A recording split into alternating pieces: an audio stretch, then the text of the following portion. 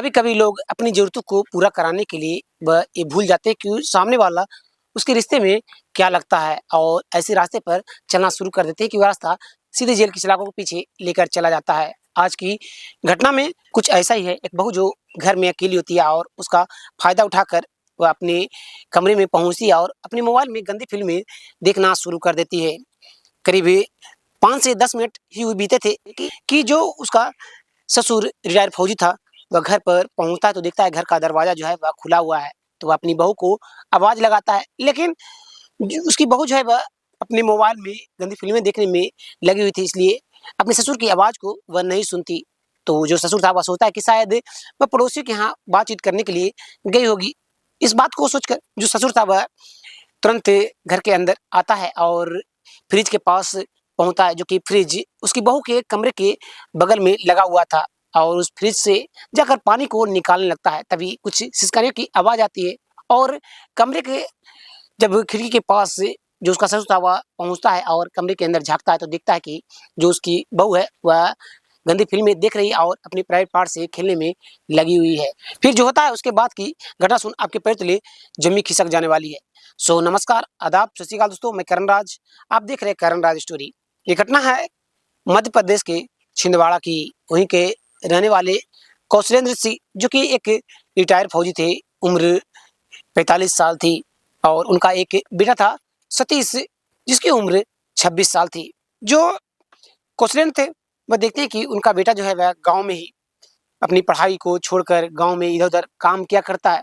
तो वो सोचते हैं कि अब उनके बेटे की शादी जो है करा देनी चाहिए।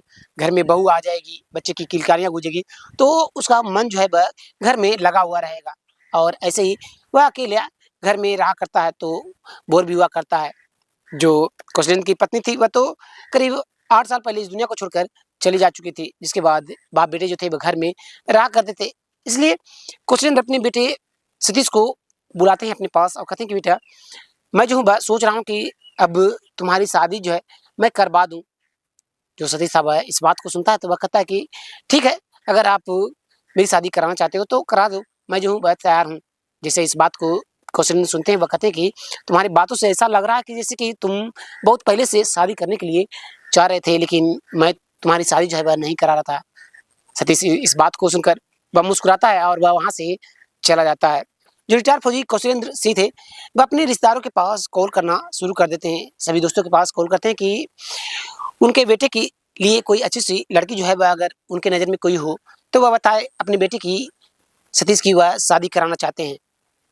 जो रिश्तेदार थे वह इस बात को सुनते हैं और कहते हैं कि ठीक है, अगर हम लोग को अगर पता चलेगा तो मैं जो हूँ बाप के यहाँ रिश्ता भेज दूंगा। इस बात को कहकर सभी रिश्तेदार फ़ोन को रख देते हैं और सभी दोस्त भी यही बात कहते हैं। जिसके बाद धीरे-धीरे समय गुज़र रहा था, वक़्त गुज़र रहा था। जो कौशलेंद्र थे वह खेतों में जाते, खेतों में काम किया करते। उनके पास करीब 15 से 20 एकड़ ज़मीन थी और उन्हीं खेतों में वह काम करते और अपने घर पर समय पर चले आते और खुद ही खाना-पीना बनाते। जो कि सतीश था वह तो हमेशा अपने दोस्तों के साथ इधर-उधर काम करने के लिए चला जाया करता, कभी शहर पहुँच जाया करता, और ऐसे ही दिन समय गुजरते जा रहे होते हैं।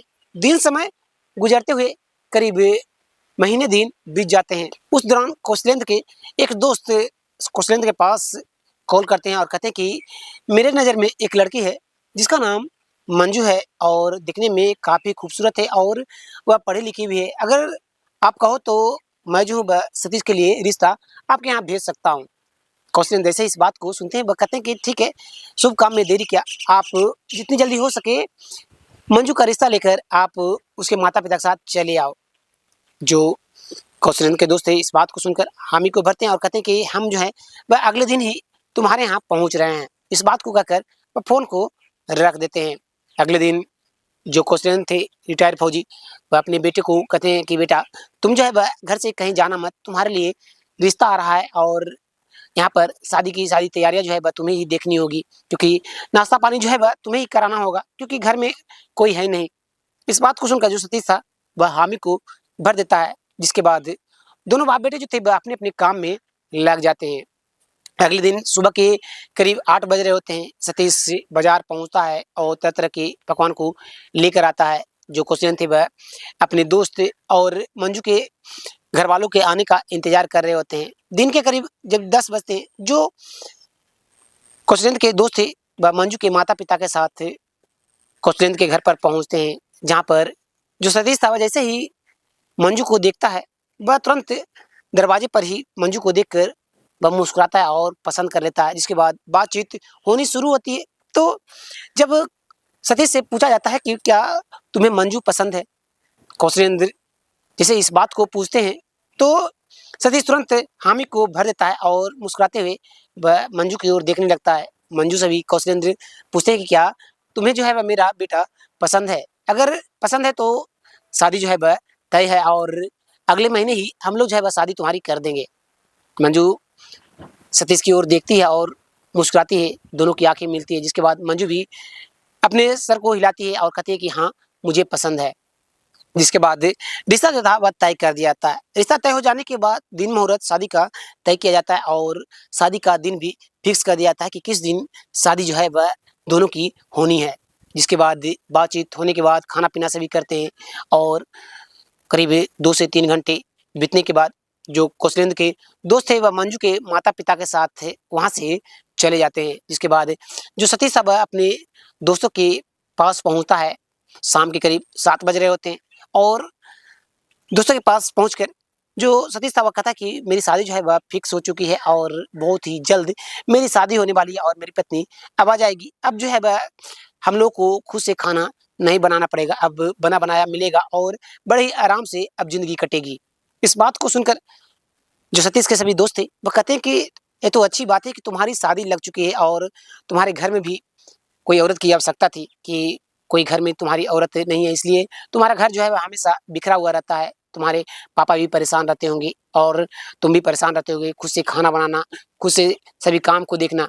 जो सतीश था इस बात को सुनकर वह हामी को भरता है। तभी सतीश के जो सभी दोस्त थे वह कहते हैं कि ठीक है, लेकिन तुम्हारी शादी फिक्स हो गई है तो क्या हम लोग को पार्टी तुम नहीं दोगे? सतीश इन बात को सुनता है तो वह कहता है कि ठीक है, आज जो हमें कमाई हुई है वो पैसे जो है मैंने अब तक नहीं दिया है पापा को, इसलिए मेरे पास अभी पैसे हैं, तुम इन पैसों को ले लो और जाओ कुछ शराब ले आओ और बैठकर हम लोग जो है वह साथ खाएंगे पिएंगे। इस बात को सुनकर जो सभी दोस्त थे वह सतीश को लेकर बाजार पहुंचते हैं और वहाँ से कुछ शराब की बोतलें लेकर आते हैं। जिसके बाद मुर्गा की पार्टी होती है और सभी मिलकर खाना पीना खाते हैं। रात के करीब 10 बजते हैं। जो सतीश था वह काफ़ी नशे की हालत में वह अपने घर पर पहुंचता है। कौशलेंद्र देखते हैं कि उनका बेटा जो है वह काफ़ी नशे की हालत में आया हुआ है। तो कौशलेंद्र अपने बेटे को डांट फटकार लगाते हैं कि बेटा तुम जो है वह अपने दोस्तों के साथ नशे के आदि जो है वह मत बनो। सतीश इस बात को सुनता है तो वह कहता है कि आज उसकी शादी फिक्स हुई थी, इसलिए उसके दोस्त जो है वह पार्टी मांग रहे थे और अपने दोस्तों के साथ खाने पीने में बैठ गया। जो कौशलेंद्र थे वह कहते हैं कि ठीक है, जाओ कमरे में जाकर आराम से सो जाओ। सतीश से तुरंत अपने कमरे में पहुंचता है और जाकर सो जाता है। धीरे धीरे वक्त गुजरता है, समय गुजरता है, शादी का दिन नज़दीक आता है और मंजू और सतीश की शादी बहुत ही धूमधाम से करा दी जाती है।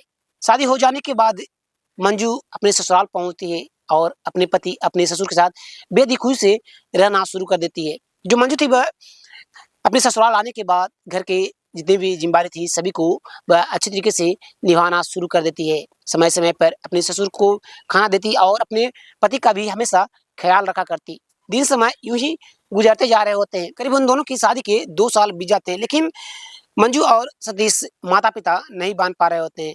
इस चीज़ को जो सभी गांव वाले थे वह जानते हैं कि उन दोनों की शादी के 2 साल हो चुके हैं, लेकिन कोई माता पिता वह दोनों नहीं बन पा रहे हैं। तो सभी जो थे वह उन्हें सुनाना शुरू कर देते हैं, तरह तरह की बातें उन दोनों को कहना शुरू कर देते हैं कि सतीश जो है वह क्या तुम पिता बनना नहीं चाहते या फिर बन नहीं पा रहे, क्या तुम्हें में कोई कमी है?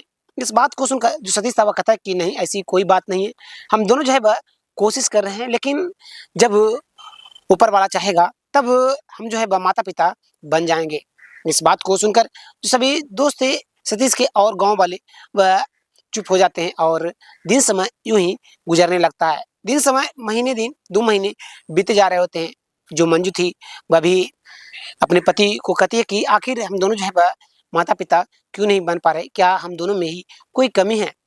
उसी दौरान एक शाम को जब मंजू अपने ससुर कौशलेंद्र जो कि रिटायर्ड फौजी थे उन्हें खाना दे रही होती है और सतीश वहीं पर बैठा होता है। तभी कौशलेंद्र अपने बेटे की ओर देखते हैं और कहते हैं कि सतीश, तुम जो है वह माता पिता नहीं दोनों बन पा रहे हो, तो हो सकता है कि तुम दोनों में कोई कमी हो, इसलिए तुम बड़े डॉक्टर के पास जाओ, वहाँ पर अपना दोनों जाँच करवाओ कि आखिर क्या बात है जिस वजह से तुम दोनों जो है वो माता-पिता नहीं बन पा रहे हो। सतीश इस बात को सुनकर हामी को भरता है, जिसके बाद सतीश अपनी पत्नी मंजू की ओर देखता है। मंजू भी जो थी वह सतीश की ओर देखती है और कहती है कि ठीक है, अगर आप कहते हो तो कल ही हम लोग जो है वह बड़े डॉक्टर के पास जाएँगे और वहाँ पर हम दोनों जो है जाँच करवाएँगे। इस बात को कहते हुए मंजू अपने पति और अपने ससुर को खाना-पीना खिलाती है, जिसके बाद जो सतीश था वह अपने कमरे में सोने के लिए चला जाता है। जो रिटायर्ड फौजी कौशलेंद्र थे वह भी अपने कमरे में सोने के लिए चले जाते हैं। मंजू अपने घर के सभी काम-काज को करती है। रात के 10 बजे जब वह अपने कमरे में पहुँचती है, तो देखती है कि सतीश जो है वह काफ़ी मायूस बैठा हुआ है और वह कुछ सोच रहा है। जो मंजू थी वह अपने पति के करीब पहुँचती है और बैठ जाती है सिरहाने में और कहती है कि आप क्या सोचने में लगे हुए? कोई बात है तो आप मुझे बता सकते हो। सतीश कहता है कि नहीं, कोई बात नहीं है, बस ऐसे ही कल जाने की तैयारी हम लोग जो है वह करेंगे और डॉक्टर से यहाँ जाँच कराएँगे क्या निकलता है। जो मंजू थी वह कहती है कि ये बात है, आप सोचना बंद करो और आराम से सो जाओ। कल जो है वह हम लोग डॉक्टर के पास जाएँगे और जो होगा सो होगा। इस बात को कहते हुए जो मंजू थी वह अपने पति के बगल में सो जाती है और अगले दिन जब होता है, जो मंजू थी वह शहर पहुँचते हैं और एक बड़े से हॉस्पिटल में मंजू अपना जाँच कराती है और अपने पति का जो डॉक्टर थे वह जब रिपोर्ट देखते हैं, तो सतीश के पास पहुँचते हैं और कहते हैं कि सतीश, तुम जो है वह कभी पिता नहीं बन सकते, तुम नामर्द हो। जैसे ही सतीश इस बात को सुनता है, उसे कुछ समझ में नहीं आने लगता और वह डॉक्टर की ओर देखने लगता है। उसके पैर तले की ज़मीन खिसक जाती है। मंजू जो थी वह वहीं पर खड़ी होती है और वह भी डॉक्टर की बातों को सुनकर उसके पैर तले भी ज़मीन खिसक जाती है। जो मंजू और सतीश थे दोनों एक-दूसरे को देखते हैं, जिसके बाद डॉक्टर रिपोर्ट को देखकर वहाँ से चले जाते हैं। जो सतीश था वह अपनी पत्नी मंजू के साथ घर पर पहुँचता है। सतीश से डॉक्टर की कही बात को वह सोच रहा होता है और काफ़ी उदास हो रहा होता है। जो सतीश था वह जब घर पर अपनी पत्नी के साथ पहुँचता है, तो जो सतीश के पिता रिटायर्ड फौजी कौशलेंद्र सिंह होते हैं, वह अपने बेटे सतीश को मायूस देखते हैं, तब वह पूछते हैं कि आखिर बात क्या है सतीश, तुम इतने मायूस क्यों हो? डॉक्टर ने जब रिपोर्ट दिया तो को क्या बताया? इस बात को सुनकर जो सतीश था वह कहता है कि मैं जो हूँ वह नामर्द हूँ, मैं कभी पिता नहीं बन सकता। जैसे इस बात को सतीश के पिता सुनते हैं, कौशलेंद्र रिटायर्ड फौजी, वह कहते हैं कि कोई बात नहीं, ऐसे दुनिया में कई लोग हैं जो माता-पिता नहीं बन पाते हैं, तुम चिंता मत करो। जो हो सकता है कि कभी न कभी तुम माता-पिता बन जाओ।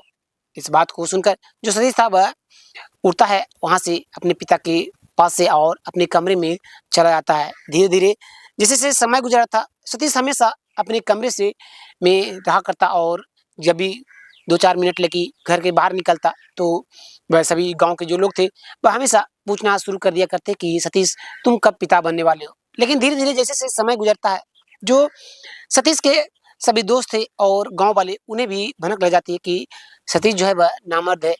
तो सतीश जब भी घर से बाहर पहुँचता, तो उसके दोस्त भी उसे जो है वह चिढ़ाना शुरू कर दिया करते और उसे कहा-सुनी करना शुरू कर दिया करते। धीरे-धीरे जो सतीश था वह डिप्रेशन में जाने लगा था और वह हमेशा अपने कमरे में आराम करता रहता, बिस्तर पर सोया हुआ रहता।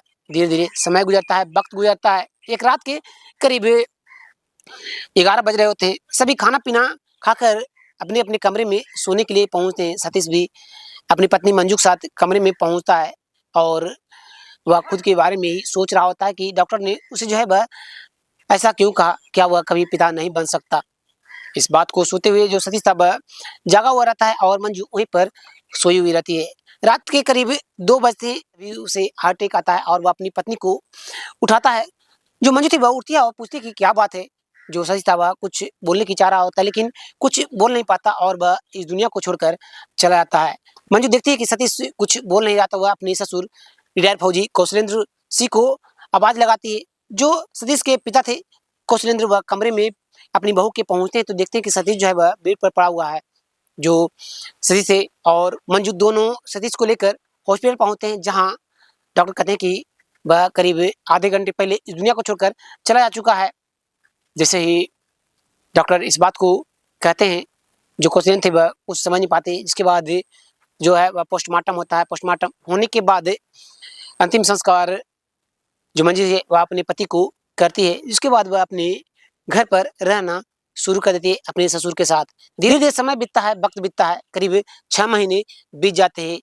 मंजू का दिन तो किसी तरीके से बीत जाता, लेकिन रात होती तो उसे पति की कमी जो है वह खाने लगती। उसे हमेशा लगता कि उसके पास उसका पति होता तो बहुत अच्छा होता। और ऐसे ही समय बीतते हुए जा रहे होते हैं। एक दिन के करीब 11 बज रहे होते हैं। जो रिटायर फौजी कौशलेंद्र सिंह होते हैं वह खेतों में काम करने के लिए गए हुए होते हैं। जो मंजू थी वह देखती है कि उसके ससुर जो है वह खेतों में काम करने के लिए गए हुए हैं, तो वह तुरंत अपनी मोबाइल को निकालती है और अपने कमरे में चल जाती है और उसमें गंदी फिल्में लगाकर देखना शुरू कर देती है और अपने प्राइवेट पार्ट को सहलाना शुरू कर देती है। करीब 10 से 15 मिनट का समय अभी हुआ था कि जो रिटायर फौजी कौशलेंद्र सिंह होते हैं वह अपने घर पर खेतों से लौट कर काम कर आते हैं, तो देखते हैं कि घर का दरवाजा जो है वह खुला हुआ है। वह अपनी बहू मंजू को आवाज लगाने लगते हैं, लेकिन मंजू थी वह गंदी फिल्मों को देखने में लगी हुई थी और अपने ससुर की आवाज को नहीं सुनती। तो जो कौशलेंद्र रिटायर फौजी होते हैं वह सोचते हैं कि शायद उनकी बहू जो है वह पड़ोसी के यहाँ बातचीत करने के लिए गई होगी। इस बात को सोचकर जो कौशलेंद्र थे वह धूप में आए थे, इस वजह से उन्हें प्यास लगी हुई थी, तो वह अपनी बहू के कमरे के बाहर जो फ्रिज लगी हुई थी उसे पानी निकालने के लिए वह पहुंचते हैं। और जैसे ही फ्रिज से पानी को निकालने लगते हैं, किसी की सिसकारी की आवाज आती है। जो रिटायर फौजी कौशलेंद्र सिंह होते हैं वह सिसकारियों की आवाज को सुनकर अपनी बहू के कमरे की खिड़की के पास पहुंचते हैं, तो देखते हैं कि उनकी बहू मंजू जो है वह मोबाइल में गंदी फिल्में देख रही है और सिसकारियां निकाल रही है। इस चीज को देखकर जो कौशलेंद्र थे वह अपनी बहू को आवाज लगाते हैं। तभी जो मंजू थी वह अपने ससुर की आवाज को सुनकर वह कमरे से बाहर निकलती है और कहती है कि आप बरामदे में बैठ जाइए, मैं जो हूँ आपके लिए खाना लेकर आती हूँ। जो कौशलेंद्र थे वह अपनी बहू की उस हरकत को उनकी आंखों के सामने जो है वह घूम रहा होता है, और जब भी मंजू की तरफ कौशलेंद्र देखते वह वही चीजें याद करना शुरू कर दिया करते।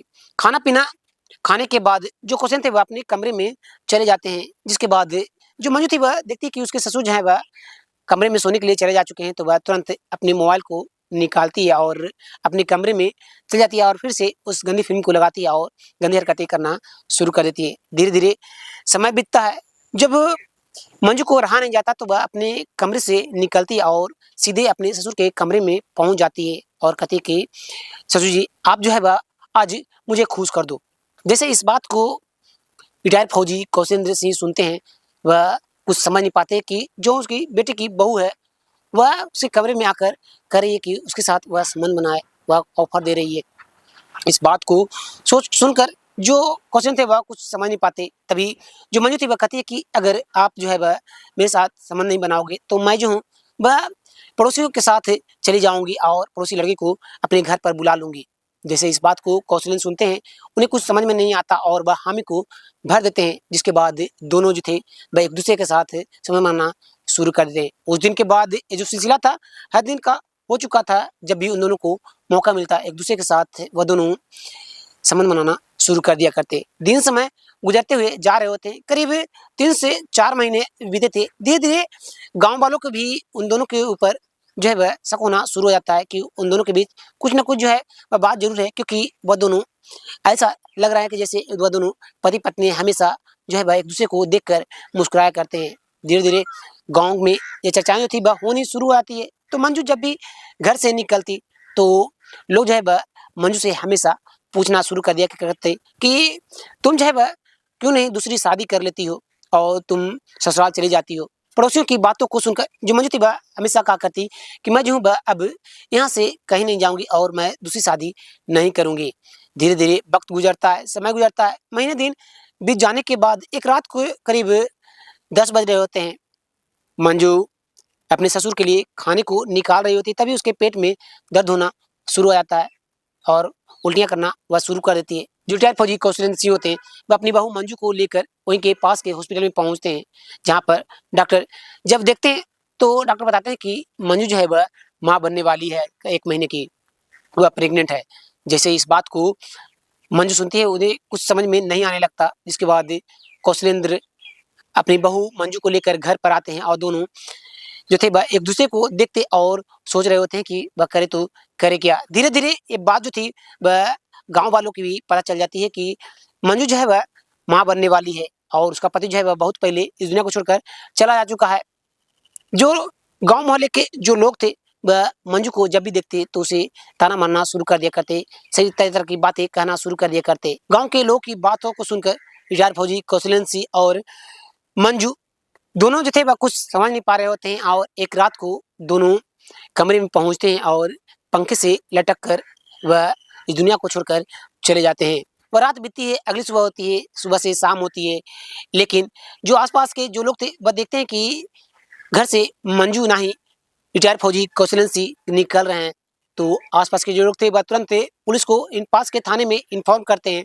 पुलिस आती है और तो पुलिस वहाँ के आसपास के लोगों से पूछताछ करना शुरू करती है और बॉडी को अपने अंडर लेकर पोस्टमार्टम के लिए भेज देती है।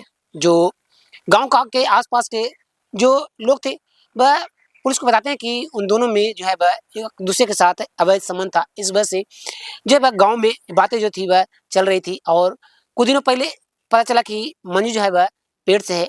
जिसके बाद पुलिस से मंजू के मायके वालों को फ़ोन करती है और बॉडी उनके हवाले करती है और कौशलेंद्र सिंह के जो भी रिश्तेदार थे उनको फ़ोन करती है और बॉडी उन्हें दे देती है। जिसके बाद उन दोनों को अंतिम विदाई दिया जाता है, अंतिम संस्कार कर दिया जाता है। दोस्तों, आप इस घटना के बारे में क्या कहना चाहते हैं? कमेंट कर जरूर बताइएगा। और ये वीडियो बनाने का मकसद किसी का दिल दुखाना नहीं, किसी को ठेस पहुँचाना नहीं, बल्कि जागरूक करना है। फिर मिलते हैं एक और सच्ची घटना के साथ, तब तक के लिए धन्यवाद। जय हिंद।